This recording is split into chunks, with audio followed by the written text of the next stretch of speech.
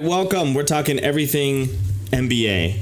And in order to talk about the NBA, yes, I have knowledge, but not as much as this guy. Hey, it's Radio Mike. Want to introduce Kevin to the podcast. What's up, Kev? Hey, what's going on, brother? Kevin is super knowledgeable in a lot of sports, but we tend to even go, in competition all the time about who knows more sports. Kevin's pretty intelligent when it comes. He's like you're like a machine. You're like a human machine with stats, and you're really good at this stuff. So that's why we're gonna talk with you right now about NBA action. It's safe to say that free agency was out of control. Things were done that I didn't think were possible that could be done. I thought once you signed a huge contract, you were in that contract for the remainder of what you signed. That's not the case. We learned that with what happened with the Clippers, but we're going to focus on Oklahoma City and the moves that they have made. Westbrook is no longer there, which is crazy because he's been the face of that franchise for a long time. Mm-hmm. So the subject of this segment is OKC. Could it work or could it not? Kevin, talk about some of the changes that Oklahoma City has made moving forward, who they've acquired, who they've let go,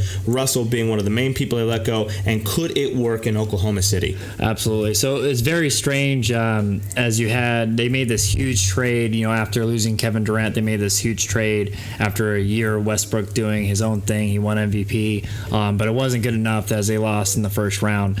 So they knew they needed to get more talent around him, and they took a chance on Paul Georg. He only had 1 year left on his deal, but they took that chance. They did lose in the first round. I believe it was against Utah. They wanted to do this again, so they're like, Paul Georg, everyone thought he was coming to Lakers. Wasn't the case. He came back. He signed a huge max contract, and they're like, this is what it's going to be. They had a huge party that night when he signed. They thought this was going to be the future, and it was just one small bump in the road. And then they hit that same bump in the road as they came into the Portland Trail Blazers, who end up going to the Western Conference Finals. And a surprise, they got eliminated again in the first round. And once Sam Presti, he's the general manager of the Oklahoma City Thunder, their salary was reaching $150 million, which would get them to roughly $300 to $400 million. Just throwing around those numbers like it's nothing. It's monopoly money. It seems like most of that money is because of the salary tax that they have to pay, the luxury tax, because they're the repeater tax. And I'm sure they didn't want to do that as they were continuously losing in the first round. Doesn't get you anywhere. The reason why, the Golden State Warriors are okay paying this tax, and they would have paid Kevin Durant to stay if he wanted to stay, but they're winning championships. And there's one thing, spending so much money when you're getting so much money, because you're getting all that money for playing on the team. But unfortunately, they couldn't get out the first round. So they were actually just being negative every year. So once Paul Georg came to them with his decision of he wanted out, there was some issues going on between him and Westbrook, and he had a conversation with Kawhi Leonard. They sent him to the Clippers. Mm-hmm. They got a great deal out of all those picks that they got from the Clippers, and it was something the Clippers had to do. Right. They wanted Kawhi Leonard, and if Kawhi Leonard didn't go to the Clippers, it sounded like he would have gone to the Lakers, and the Clippers don't want that. Right. That could have caused the whole ricochet effect of potentially going to Seattle. Mm-hmm. Which their owner is from.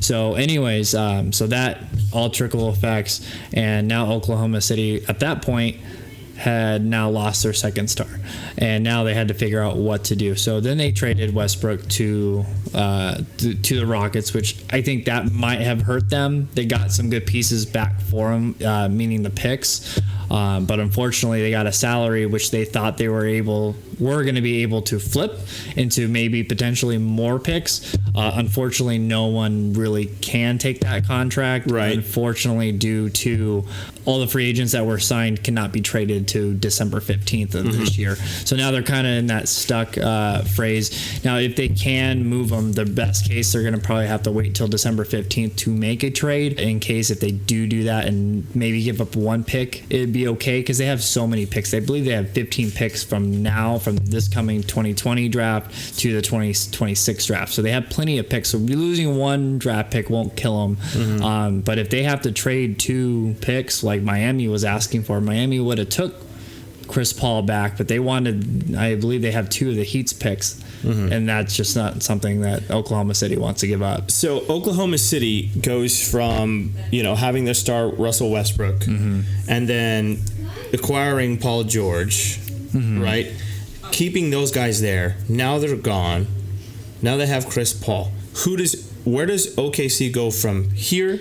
Who's around Chris Paul once all that stuff is situated that they can surround him to make a good team? I mean, the whole thing is, can OKC work? Will they work? Will they not? So what's the scenarios that they do work? What's the scenarios that they don't? So they don't want to work as of right now. They really want to move on from Chris Paul's contract, and they just need to find a suitor. So they're in complete rebuild. They're not looking to win right now. Okay. Right now they are trying to collect as much assets as they possibly can. So eventually they can get to a point where if there is a player in the draft, let's say they naturally go at maybe 6 or so, they can pair that 6th pick if someone wants to move down, because every year someone wants to move down in the draft. Like Atlanta wanted to move down in the draft some years back with Dallas to get Luka Doncic and whatnot. They wanted to move up to get Luka. There's always that every year someone wants to move down because there's a player that they don't think is good enough, but there really is because of scouting and whatnot. So they want to be able to move from 6 or wherever they end up landing. They give a 1 pick or 2 picks to move up to 2 or 3 or wherever the case may be, where they think they can get some value and rebuild it. Think about Sam Presti. He drafted 3 MVPs, which has never happened. Right. No one's ever drafted 3 MVPs and 3 consecutive drafts. Yeah, it's unheard being Kevin Durant, Russel Westbrook, and James Harden. Now, James Harden is the only person that didn't do it under the Thunder, but he was drafted by the Thunder. So, I mean, he thinks he can do it again, and, you know, you got to give him credit. He was able to do a lot of things that no one thought he would be able to do. The Paul George trade was amazing to me to be able to do it. They were one of those teams, one of the first teams actually to roll the dice and try to figure out, see if it happened. Like Toronto did the same thing, trying to on a 1-year rental, just try to see. It didn't work out the same. He didn't re-sign, but at the same time, you know, they won a championship, so it kind of worked out better for Toronto, obviously. Right. So let's end it with this. So Oklahoma City, do you think, Kevin, that they're playing the long? I mean, obviously, it looks like they're playing the long game. Absolutely. Because you got rid of 2. I mean, every team at least needs 2 players, right? So you're talking the Lakers. Who do the Lakers have? They have LeBron James. They have Anthony Davis. Now the Clippers have Kawhi and Paul George. Yep. You know, they had Paul George and Russell. Now Russell goes to the Rockets, right? Yep. So and he's back with Harden. Absolutely. And so I think Oklahoma City is going, let's just clean slate and let's rebuild. Let's get some assets. Let's get some picks. Let's get us in position to rebuild this team. Do you think it's a good move for them? I think it is a good move because, again, like what I talked about with the salary cap, no one wants. Now they're going to have 1 year that's going to be bad. They're paying luxury tax they have a whole bunch of expiring contracts. So they got to get out of Steven Adams' contract, try to get some value with that, and Chris Paul's contract. Other than that, they're going to clear a lot of cap. So we're going to be entering the 19-20 season.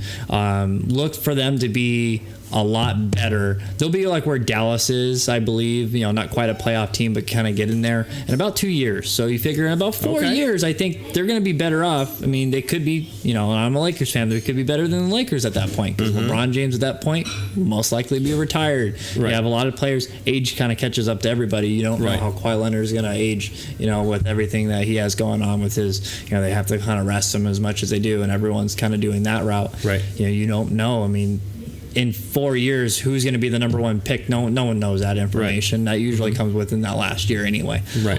So we're going to see. I think it will work out. With that many picks, I mean, you got to do something. The only thing that they have to be scared about is like being like Boston. Boston had a very similar situation. They had all these picks, but they didn't do anything with them picks. They drafted the guys. They maybe needed a couple tweaks, but they didn't actually do anything major.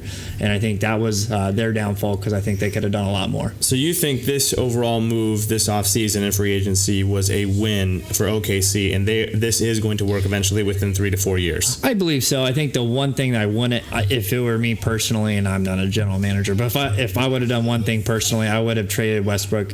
Not necessarily it wouldn't have been to the East, but it definitely would have been for an expiring contract. Right. Not a player who's going to be making $45 million when he's 36 years old and pretty much broken down, because he's already kind of got to that point right now, has tons of miles on him. Well, I think this. Oklahoma City was tired of being really flashy and being good in the regular season and then fizzling out in the playoffs. And I think their last attempt to see if it could work with Westbrook was to get Paul George. They have him. They solidified him. Paul George didn't go to LA. He stayed in OKC with Russell. Didn't work out. So get rid of both of them. Let's start for the clean slate. I think you're right. In my opinion, I think OKC, it will work in a few years. And Oklahoma City Thunder fans need to be patient with the process, the same way the Lakers have to be patient with this process, LeBron, and how they are building things back in LA. So will OKC work or not? Kevin says, I think it will work in the long haul, but you're just going to have to give it some years. You got to think either way. Let's say best case scenario, they would have kept them together.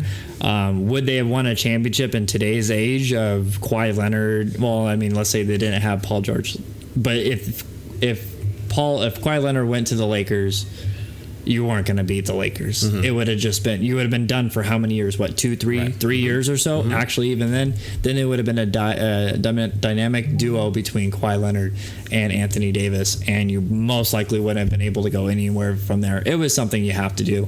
When you're in the middle, when you're barely a playoff team or just made the playoffs or just missed the playoffs, at that point, you most likely should just blow it up. There's no point. I mean, unless you're on a team on the rise like Denver was 2 years ago where they just missed the playoffs, but they were going in the right direction. As a young team, that's different. But if you're not making the playoffs, if you're just barely making the playoffs and losing the first round consistently, and that's the best you can do, there's no point. You just need to blow it up. All right, so they blew it up. They hit the reset button. OKC on their way in 3 to 4 years to establishing a good team and starting fresh. Kevin says that it could work. I agree with Kevin. And hey, I'm Radio Myke. Make sure to check things out on the Instagram at Radio Myke. Myke is spelled M-Y-K-E. And we've got more coverage for NBA, and we've got football coming around the corner very soon, so we're going to talk more about that. Thank you for tuning in. Find me on the gram and on YouTube.